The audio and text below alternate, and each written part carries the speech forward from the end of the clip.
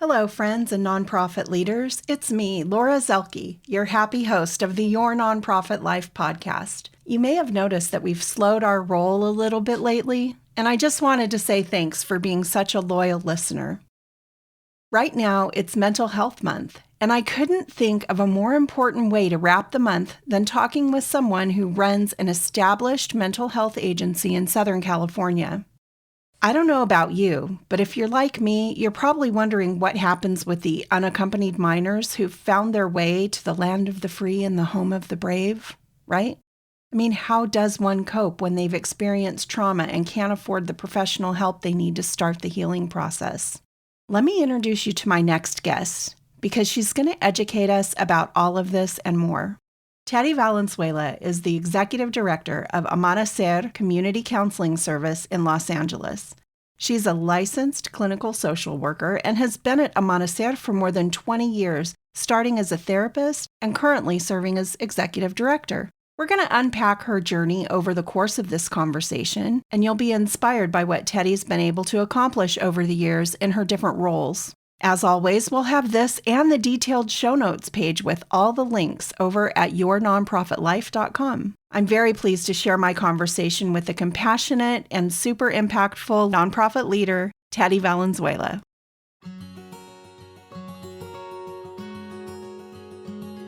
Hey, have you ever wished you could hear some good news for a change? Well, I might have just what you've been hoping for. Welcome to Your Nonprofit Life, where we remove our rose-colored glasses and explore what leaders are actually doing to move their nonprofits from messy to thriving without burning out in the process. I'm Laura Zelke, Director of Member Experience for the Nonprofit Leadership Lab. Join me each week to explore the ups, downs, and whoopsie daisies of your nonprofit life. Let's get started.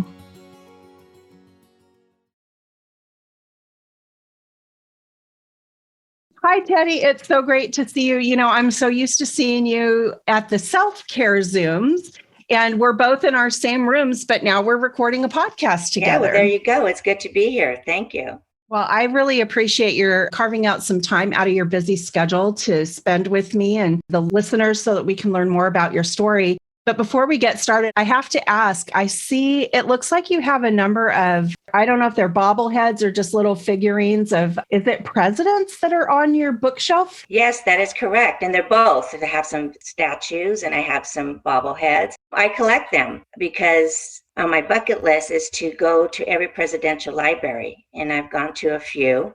There's probably one I won't go to, but we'll leave that for another podcast. I was going to say, do you think there'll even be a library? I mean, sorry. I hope we not. shouldn't say that. I don't even know. Like, we'll just leave that right there. But which one of those is your favorite? President Lincoln. And it's interesting because people think that I like him for his politics, and it has nothing to do with that. I've always liked President Lincoln because of his perseverance, because the man went through a lot of trauma and went through a lot through his childhood. And he also had some failed business, and he ran for Senate and he didn't get it. And he stuck it out. You know, he didn't give up. And, you know, he became president. And he also became a president during a time where there was a lot of conflict. And because he never gave up, that's always been my motto in life. And that's why I like him so much. And that's what reminds me to push forward when I hit obstacles or I feel like I failed, not to give up. So I love his perseverance. It just always stuck with me. Well, I think that's really inspirational, you know, just to hear that. Is there a presidential library of his? Yes, there is. But, you know, it took him to 2005 to get one built, you know? Oh, wow. Yeah.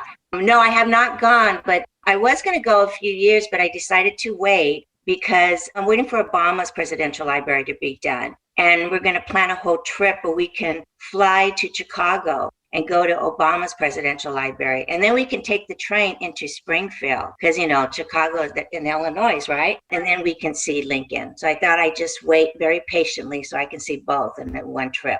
So that's the plan. Okay. You know, it's funny. There's a town called Lincoln, Nebraska.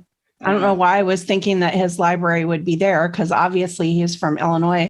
But I'll never forget the first time I drove through Lincoln, Nebraska. There's this huge, massive head of Lincoln Uh, It's like a brass statue or so. I mean, it's massive that you see it wow. from the freeway, just a big old head on the side of the road. And there you have it. Well, that's really interesting. But we're not having a podcast to talk about president, although the perseverance does definitely play into this podcast. When I first started, I did a brief introduction. But can you tell us just a brief overview of what Amanecer Community Counseling Service does? And for the sake of this podcast, we're just going to call it Amanecer CCS.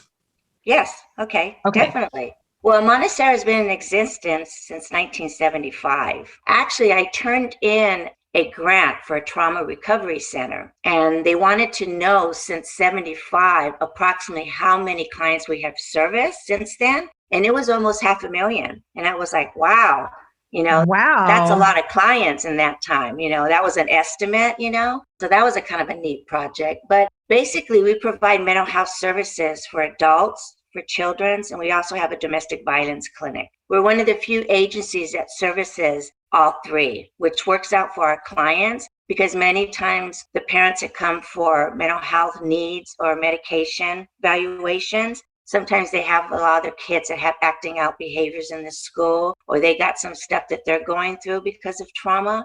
And we can see the parent and the client in the same location, and we do try to accommodate their schedule. So that's what makes Amanecer very unique.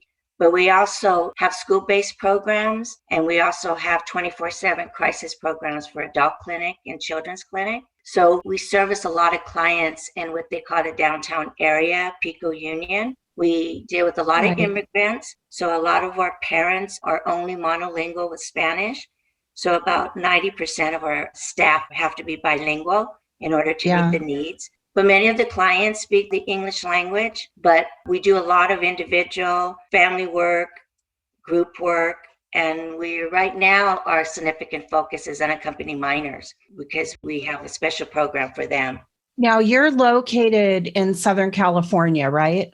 Correct, in downtown Los Angeles, not too far from the Staples Center. Because people that are familiar with the Staples Center, especially if you guys are basketball fans, Lakers play there a lot. Okay, cool. And so I do want to touch on that unaccompanied minors program maybe a little bit later in our conversation. What does Amanecer mean?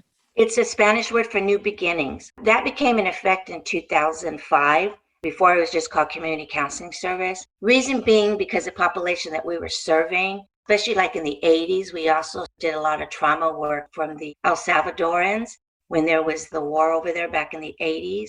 And we felt that we were giving our clients a lot of hope and that they had a chance to get treatment and have a new beginning. So then we officially changed our name then to Amanecer. Oh, I love that. I love the name. And, for those who don't speak Spanish, it's helpful to have that translation. I took 6 years of Spanish because I grew up in California, so I'm like, okay, I had a choice. I could do French or Spanish. And I'm like, okay, I'm doing Spanish. And I remember nacer, right? Nacer, isn't that being born? Well, you would think I know Spanish because my name is Valenzuela. So people make that assumption. And I wish I did. I grew up in the 60s. And, my parents both speak Spanish and they're both bilingual. But my dad didn't want my mom to raise us speaking Spanish, especially me because I'm the firstborn, because he wanted us to be integrated into the schools. Wow. And back then it just wasn't as accepted as it is now. Right. So I didn't learn it. And when I tried taking it in high school, it was too hard for me because they teach it proper. Yeah. And my grandma, my mom don't speak it proper. I understand a lot of it because I'm around it so much because of work. And I grew up, with my parents watching novelas. So, but yeah, we can never make that assumption, that the name. No. Well, I was just thinking because you said the name is New Beginnings. And I remember nacer, I think is like birth or to be born. And so that makes sense. I am kind of a linguistic nut. I am. That's great. I've taken about 5 or 6 languages. Well, that includes English because English is its own little craziness. But I just love language. And once I took Greek when I was in college and seminary, and I loved it. I tried Hebrew. I couldn't my brain did not work for Hebrew, but it did work for Greek. And so I see words sometimes like this, and I see Amma and then Yeah. Nasir, and I can see like there's a prefix and there's Nasir. And I just think it's really cool when names have a deeper meaning than just, it's not just some letters on the front of a building. Right. So let me ask you this. How did you actually come to be in the nonprofit sector? I usually ask every single guest the same question, and I have yet to have someone have a similar journey. Like everybody's journey is so different. Yes. So how did you get into the sector? We grew up Catholic, and my mom was very active in the Catholic church and choir. And I used to love to go see my mom sing. And one time they made an announcement that they needed a recreational coordinator to work with their youth ministry. And I've always loved being of service and having challenges. So I applied, and I was like in my early 20s, and I was already working on my bachelor's of social work.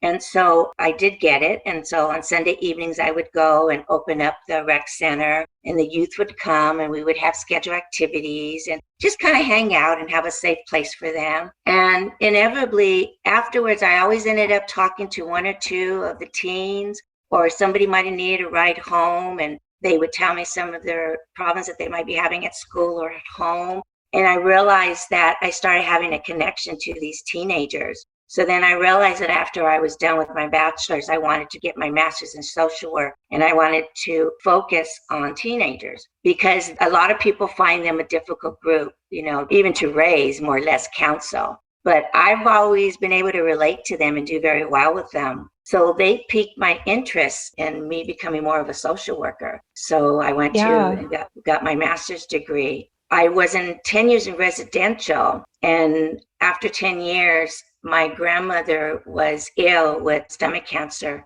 and she wanted to pass away and die at home. And I was fortunate where I could take some time off to help take care of her. So I did, and that was a great gift for me to have. So I took a couple of months off of not working, just taking care of my grandma. So after she passed and we buried her, I started looking for a job.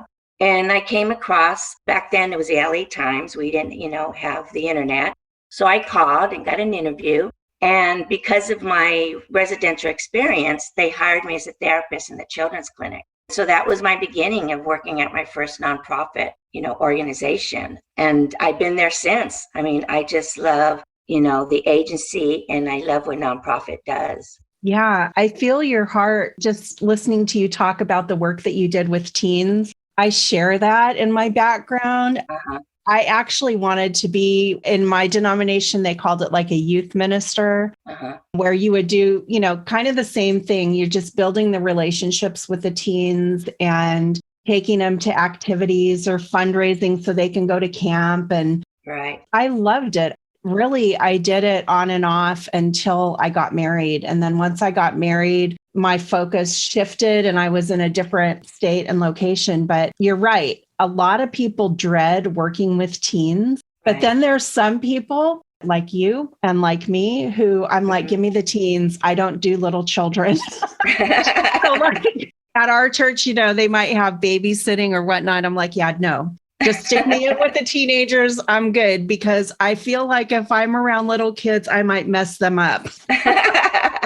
They're already messed up, so we're good, Yeah. So when you say that you got your job at Amanasir as children therapist? It was a children's clinic. And you're still there. And how long ago was that? It was in 2000.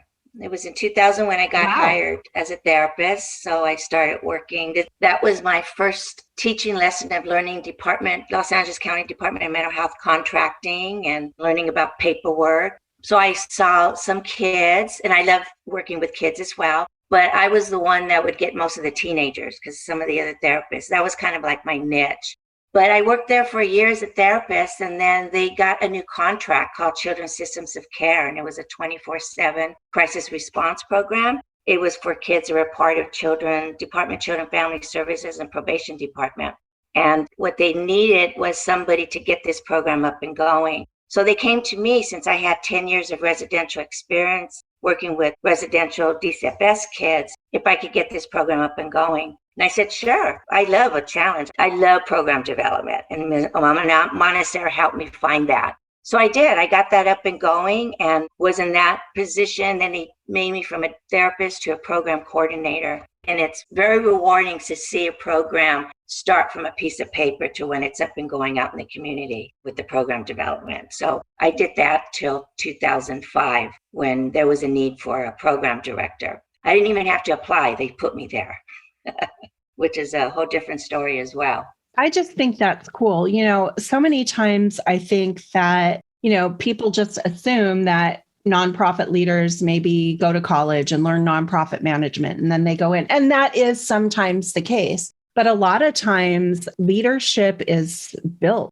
It's something that happens in the organization. I've interviewed a number of lab members who started out in a different role, but they were there so long and had given so much and invested so much blood, sweat, and tears, right, in the organization, right, that when that leadership position became available, whether they had to apply for it or not, because different organizations approach it differently, right, they end up getting into that top leadership position. And so now you're the executive director, is that right? Yes, correct. What was that journey like?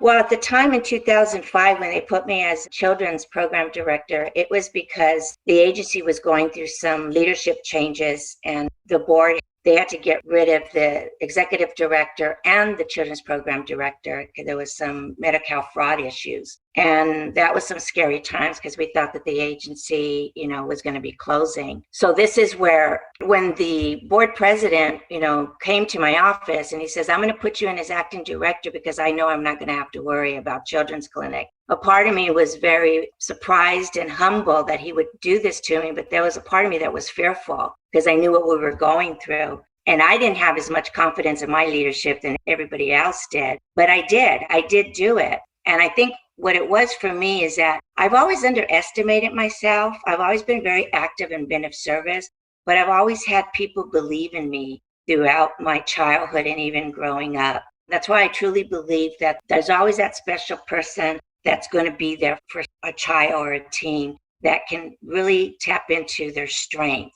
Because I remember when I went to Pomona Girls Catholic School, it was an all-girls school. I had an English teacher that came up to me and asked me to run for student body president. And I said, well, why would I do that? And she says, well, because you have some leadership abilities. You're very well respected and liked. I see you in the hallways. I see how you talk with people. And I was surprised because I didn't even know she watched me that closely. But she also said, but we need the Hispanic vote. They don't vote that much. And we have a lot of them here. And I really think you can help in that area. And I think the school could use some of your ideas. So I thought about it and I did. And I didn't expect to win, but I did win.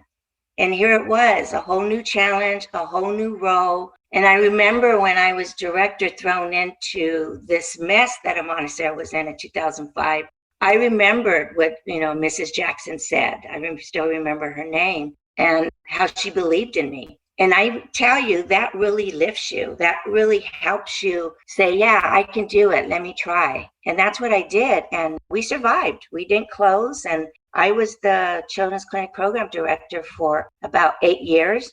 And as we expanded and grew, because we got some more contracts, which I was very much involved in writing those RFPs and getting more money and part of the growth and doing the program development, which I'm very passionate about. Then because we grew, they said that they decided putting part of the infrastructure, a chief program officer that was in charge of the directors so that the director could focus more on the board and fundraising and so forth. So I was in that position for 5 years before I became an executive director. So I always say I grew up at a Montessori. Well, it's so cool that you've had such a wide variety of experience, that you've been in all these different positions, so that as executive director, you really have been there and done that. When you're talking to your staff, you kind of been in all those roles and you really understand it. What's one of the most favorite things that you all do at a Montessori? Like, I know you said you're really passionate about program development and program design. Mm-hmm. What's one of your favorite programs that you all offer there? I would say it's the Wraparound Children's Program. I was instrumental in getting that program up and going too, because Wraparound is kids from Department of Children and Family Services or probation. So the goal is to help them meet the court requirements. And if they're removed from the home, is to get them back in the home. Or if they're in the home, they're at risk of being removed. So it's to work with them and keep them in the home. And it's not just therapy. It's the therapist and it's the treatment team, which are facilitators, which is like a case manager, the parent partner. And I find the parent partner is a very good component to have because many of these parents are just overwhelmed and stressed and they need the support. And the parent partners hired in Wraparound are parent partners that have probably been in the system. So they really can relate to the parents. And I believe in keeping kids in the home, not putting them in residential facilities. I was there 10 years and I saw how it didn't work. I saw how some kids got re-traumatized. So that's one of my favorite programs because we've had that program since 2006. And then we grew it in another service area so we could service more clients. And we've had a lot of success stories where kids have been returned home or the kid got off probation and he went back to high school and he graduated. Or some of them went to college. And because they're on call 24/7, they really do what it takes. They go over and beyond. They go to the kids' school. They go to court with them. There's times if the parent is calling and overwhelmed and having a meltdown, they'll talk to them on the phone, or sometimes they'll just go to their home and hold their hand.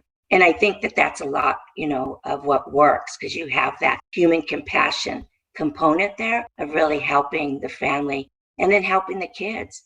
And then they have these treatment team meetings where the kid, the client, and the family's at the table and the professionals. But you also bring maybe the teacher that the kid has a connection to.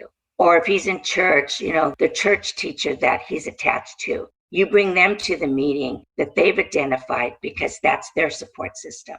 Yeah, that makes a lot of sense. I know when I studied youth ministry, they said that one of the most important relationships that you can encourage for teenagers is to have an adult that they can talk to who they're not related to. Right. Somebody that you trust, obviously you don't just pick anybody, but to allow them to build a relationship with another adult who's not the parent. Because, there is that time, with teenagers, a lot of times when they don't want to listen to mom and dad. Exactly. But they'll listen to somebody else. And it's not that the other person is necessarily even saying anything different. It's just that they're not related, and there is a little bit of credibility, I think, just built in because that this is a choice. This is a relationship of choice, not a relationship of obligation, right? And so you intrigued me early in the interview when you said that you've also got a program right now where you're doing stuff with unaccompanied minors. And I'm really curious to learn, how long have you been doing this program and what does it look like here in 2021 that we've seen kind of a spike? It feels like, at least that's the way they make it sound in the news, that there's a spike in unaccompanied minors coming across the border. And we know they're coming to have a better life than what they left behind. But what exactly are you doing at Amanecer CCS that is helping unaccompanied minors?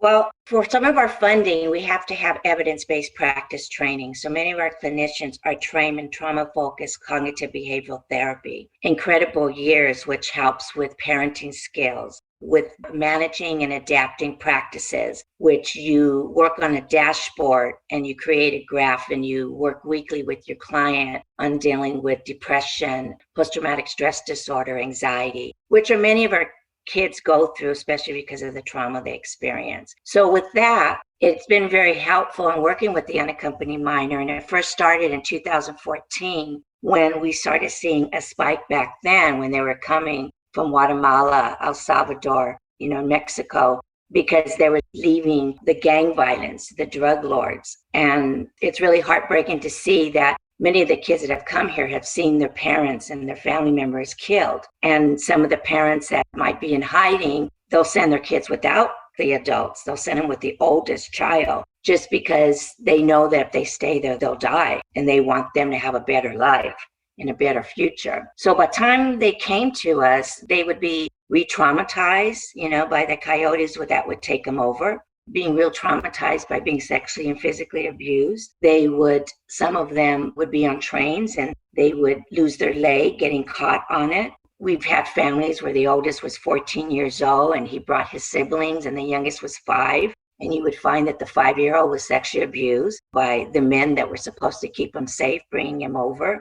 And they're leaving trauma just to continue to be traumatized. And then by the time they came to us, they don't trust anybody. They're scared. They're crying and they want to go back home. They want to be with their parents or their grandma or the aunt, whoever there's left with. So we started working back then, 2014, with 2 immigration law centers that provided pro bono of working with these unaccompanied minors to help them go to the detention centers, help them find sponsors, help them get asylum, and then integrate them into wherever they were placed. And many of them were placed in Los Angeles, and that's our area that we provide treatment for. So a lot of our trauma-informed CBT allows to really get into the trauma that the children have been through. And it can range between 16 to 26 sessions. It depends, because you got to go at the child's pace or the teen's pace. And there's a piece in there that's the narrative where you bring in, if they're staying in a foster home, if they're staying with a cousin or an uncle that are part of the treatment. So they learn skills to help deal with the child or the teenager. And the narrative piece is really helping them tell their story to get through the tears, to get through maybe being sick, to take some pauses. And then by the time they go through all that with the therapist that they've learned to trust, then they're able to go into the court and tell their story to the judge. And many of them, we've been part of helping many of them get asylum to help them. And then even when they've done that, they continue their treatment. So the program that we've also put was we did an unaccompanied minor group with a bunch of teenagers. We found that they did better in group therapy with one another than they did with the kids did.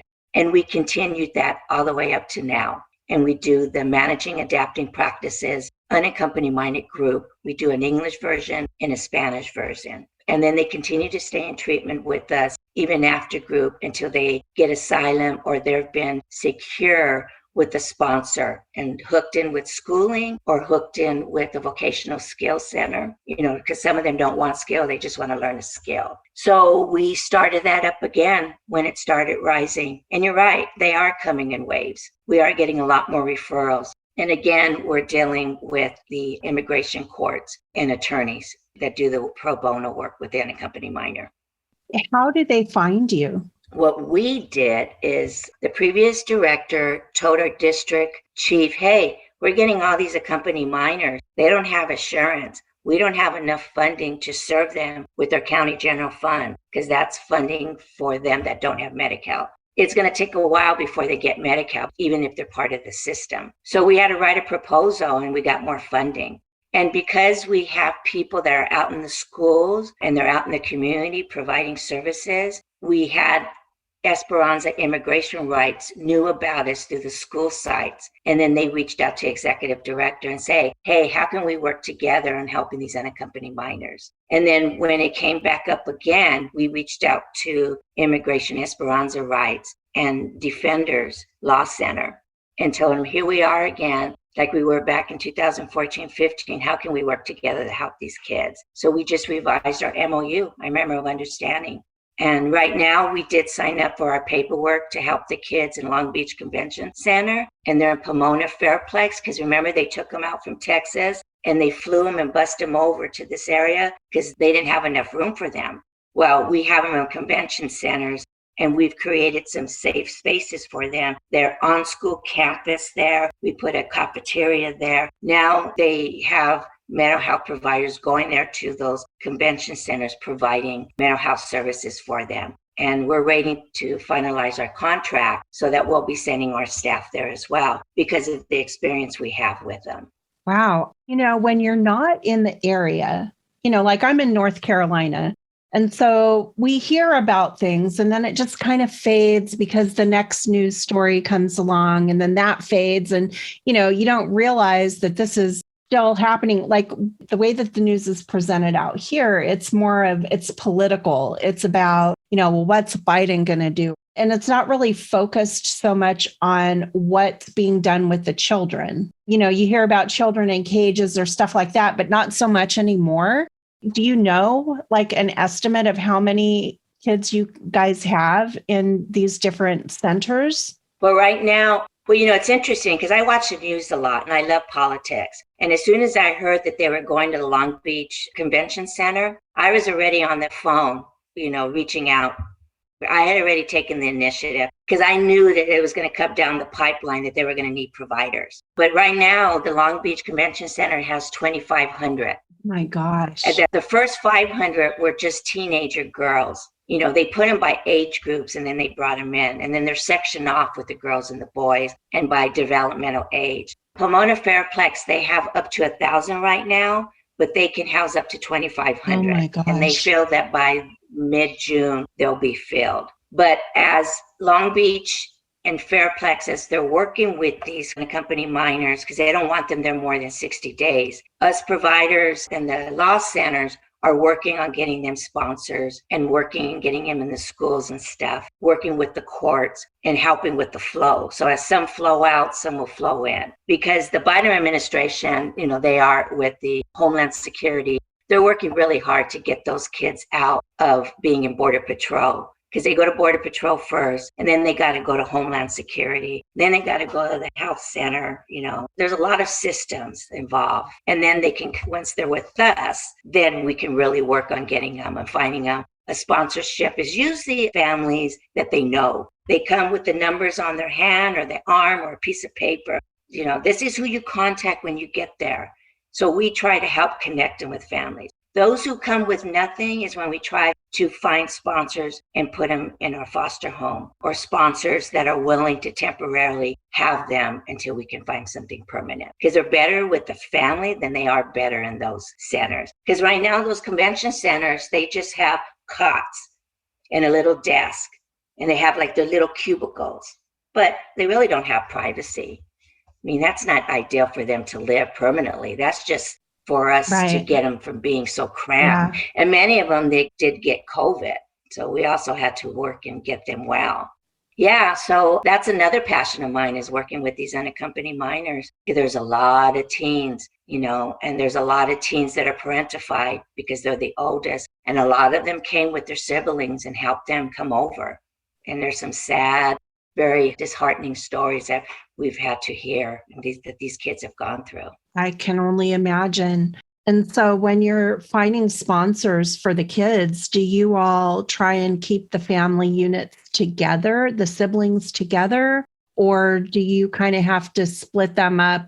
How does that work? Yeah, we do try. We've been successful with a brother, sister, or maybe with 3. It's really hard when there's 5 or 6 kids to keep them all together. Because even in the foster homes, you don't want to put a teenager where there's a baby, because then that's not going to help him or her, because they could be real parentified again. Yeah. But we do our best, and sometimes we're successful and sometimes we're not. But what the providers do is they work with Department of Children and Family Services in making sure that we're helping with sibling visits. So sometimes if they're not going to be available to do those monitoring visits, then our staff will. And it's usually our case managers or our partners, so that they can keep that connection with their siblings. I tell you, I think I speak probably on behalf of everyone listening to this podcast when I say thank you.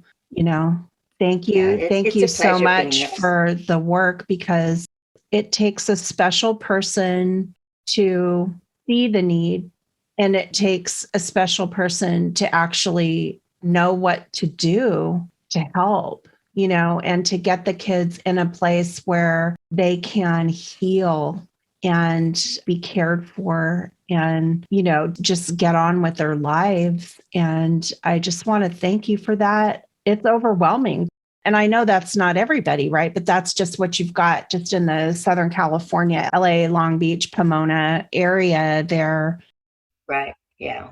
some staff have been there a while. They have the experience working with them and they have the passion. And many of them, if not all of them, are bilingual. And many of them grew up in the LA area, so they really feel that they're giving back to the community. But they're very hard, dedicated workers. They really care about the families, and they're very passionate. And do you think that they get some of that from you, Teddy? Because I wonder, as someone who's been there for, really like 21 years, you've come up through the ranks, you kind of model that compassionate leadership, that empathetic leadership, and you've shown people how to make a difference. And I bet you don't have a very high turnover in your staff. Well, not now, we don't, but we have in the past. I want to say that I do try to lead by example. I have my good days and bad days. But in the 2 years I've been in this position, the culture has changed, where it is about compassion, and we have a wellness committee. And part of being a trauma-informed agency is not just about taking care of our clients, but it's about taking care of our staff.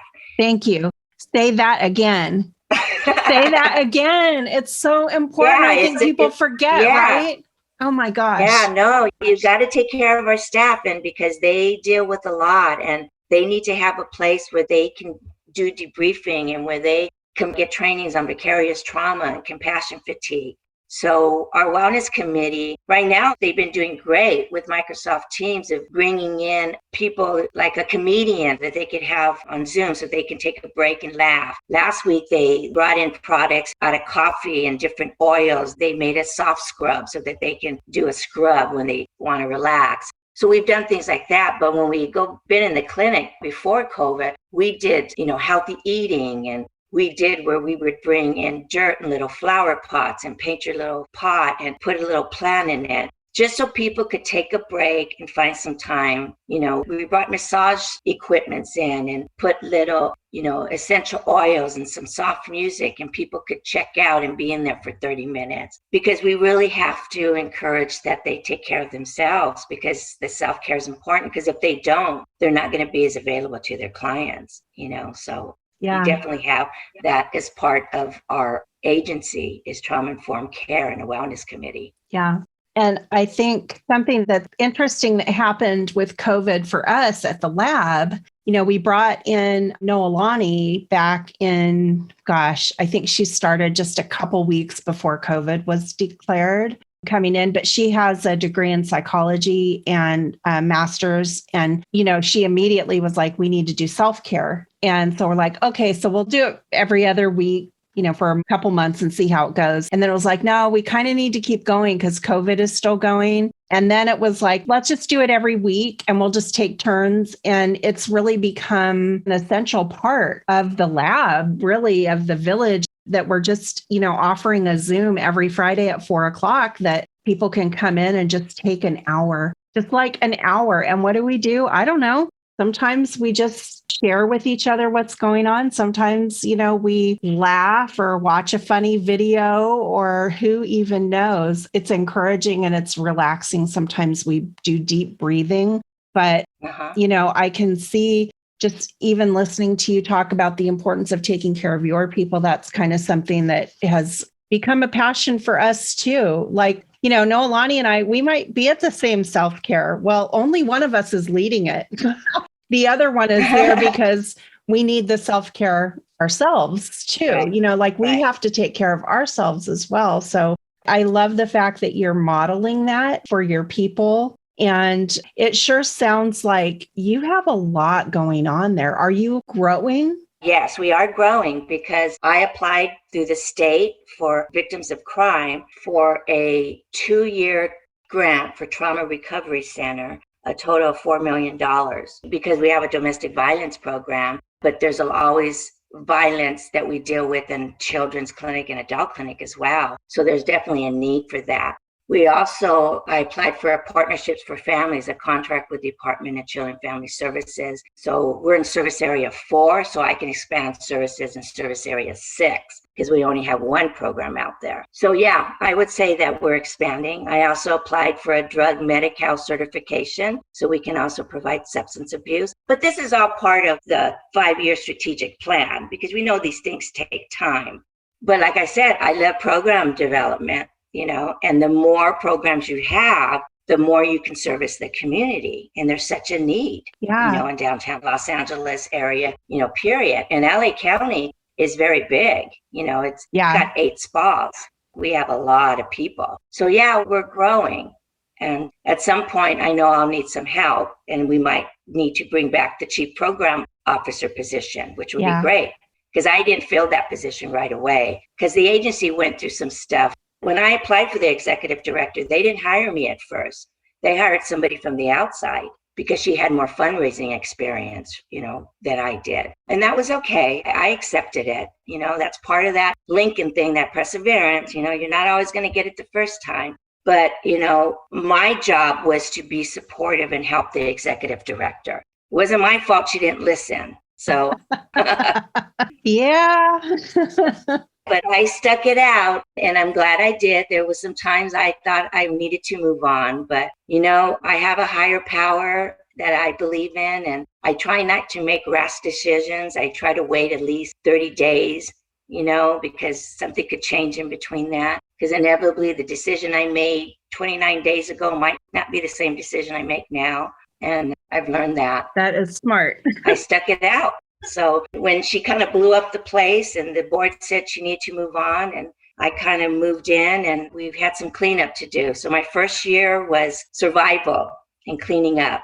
And then this year has been program development and sustainability. Well, I'm kind of sitting here in awe. I have watched your face. We don't show the video from Zoom. Maybe someday I'll be brave enough to actually put the recording out. But just watching your face light up when you talk about the growth and the potential for what you've got, hopefully coming down the line, and the grants that you've applied for, and just seeing you think about, gosh, we could expand into, area 6, all the things, and seeing that you've got one center that's full in Long Beach and another one that's half full in Pomona, and realizing that this is an ongoing thing and there may need to be more, and you're like already ahead of it. It's just really, really cool to learn about your organization, and they definitely have the right person at the helm. I mean, you've got the vision, you've got the strategic plan, you're working on it, you're doing all the things that you need to do, and you're really leading by example. And so that just has to attract the right people into your organization, So I think that, Teddy, you're just like the total package of what solid leadership looks like. And I know none of us are perfect, and we all know that. We're all learning. We're all on a journey. And like you said, it's the perseverance, it's the learning, growing, but you're doing it. And I'm really, really honored to know you and to learn more about your work.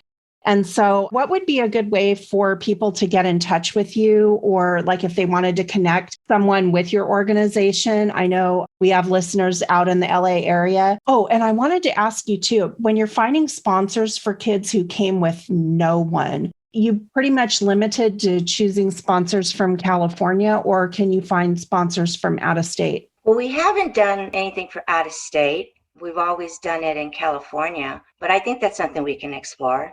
I don't like to say no to things that I know could help the kids and the youth. Yeah. Because a lot of times too, if you go on the internet and you go to the Homeland Security website, if people want to be a sponsor, there's a form that they can complete to be a sponsor for an unaccompanied minor. Okay. I think, on the show notes page, I'll put a link to that just in case somebody's listening and they feel compelled to, explore being a sponsor. Yeah, definitely. And if they get on our website, which is Amaneceer, AMANECER, AmanaceerLA.org, it'll bring up our website, and then you'll look on the left corner and there's our logo. And then right on the top are all our headings. And then towards the end is our donation button. The one before that is for referrals, and that will give you for Officer of the Day. And if you contact 213-481-1347, then that connects you to our Officer of the Day. And we have an intake specialist, and they're the ones that will route your phone call as to if you need services or if you need to be connected to anybody. Well, thank you. And I'll be sure and put links to all that stuff on the show notes page. So it'll be really easy for people to get in touch with you. And again, I just want to thank you for carving out some time out of your day today to just sit down with me and share your story, how you grew up at a monastery, but how you really started in a position more as a therapist and have really worked your way through the ranks to be leading the organization. And at such a time as this, I just think that really obvious to me, they have the right person at the helm. So thank you for your time today. No, thank you. I appreciate that. It's my pleasure. This was an honor. I appreciate you asking. Well, I'm thrilled. I love supporting the leaders that we get to serve in the lab. And I'll look forward to seeing you. I'll probably see you on Friday at SelfCare. Yeah, most definitely. Great. Well, I will see you in the village then. Thank you. Okay, thank you. Have a good day. Bye-bye. Thanks for listening. To access the show notes or share feedback on this podcast and link over to our socials, visit our website at yournonprofitlife.com. That's yournonprofitlife.com. And hey, if you've enjoyed listening to this podcast, you're going to love The Village. It's our exclusive online community where we take what we're learning in the Nonprofit Leadership Lab and apply it. We take it to the next level with live Q&As, boot camps, online book clubs, and legit support from experts committed to helping you extend your nonprofit life. By the way, since we're just getting started, it would mean the world to us if you'd subscribe to the podcast and leave a great review on iTunes. The reviews will help us get the podcast in front of more people as we try to take the whole sector from messy to thriving. See you next time.